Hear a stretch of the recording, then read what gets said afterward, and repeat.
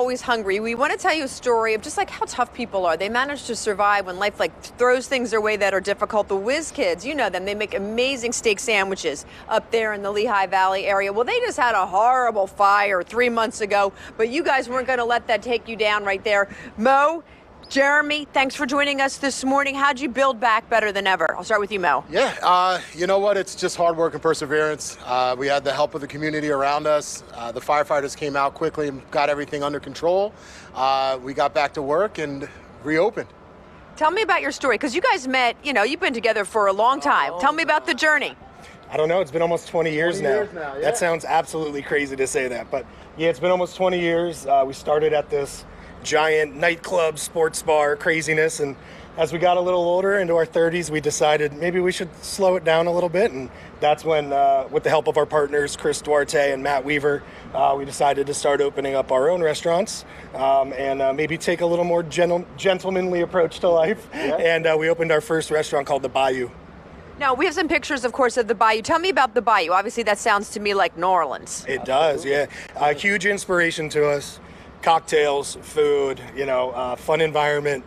We just really gravitated towards that city, and every time we were there, we wanted to kind of bring that back to the Valley and maybe give them something that wasn't there. And we had this amazing chef named Tyler Baxter who really came in and started this New Orleans influence. From the minute we opened the door, boom. And where's that one located? We have one in Bethlehem and one in Easton.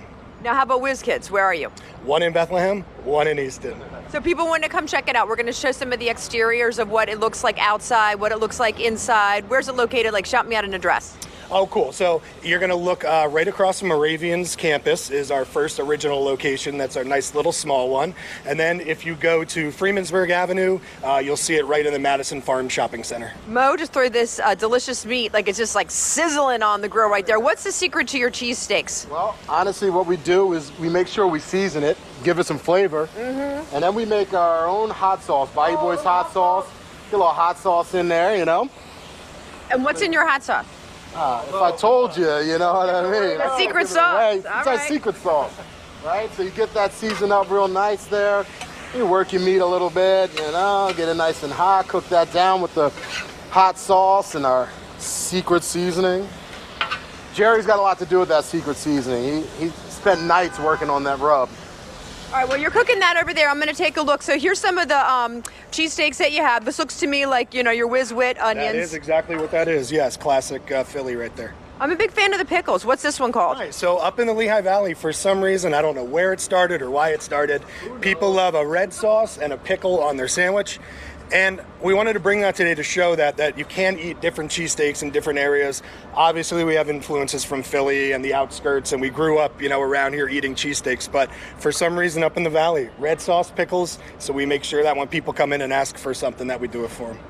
So I'm a big fan of the cheesesteak hoagie, but this thing looks to me like a salad on a cheesesteak. What's going on with this? A little bit different. This is a little Italian spin on it. Shout out to my grandfather, Angelo.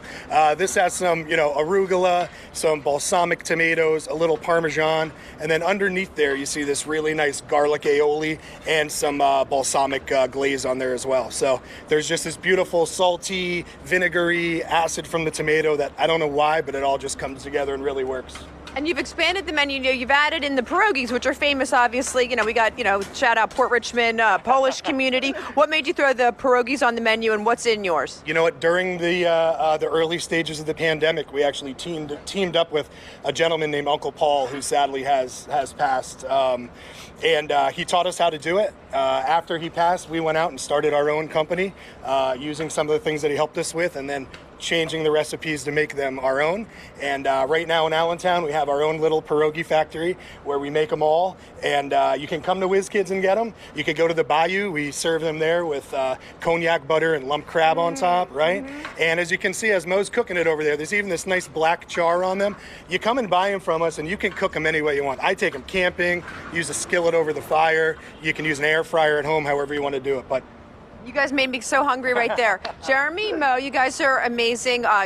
Best of luck to you with everything. Best success, of course, gentlemen. Thank you. Thanks for cooking, Mo. Completely.